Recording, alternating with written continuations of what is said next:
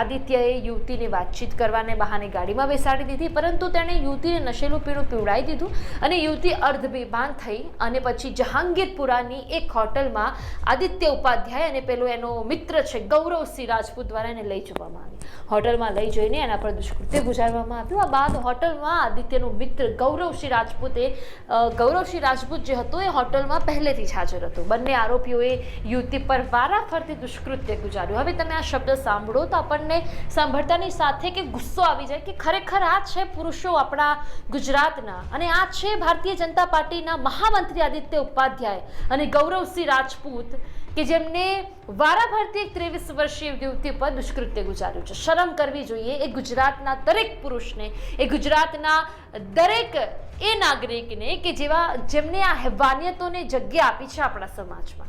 દુષ્કૃત્ય બાદ આરોપીઓએ યુવતીને તેના ઘર નજીક છોડી દીધી અને પછી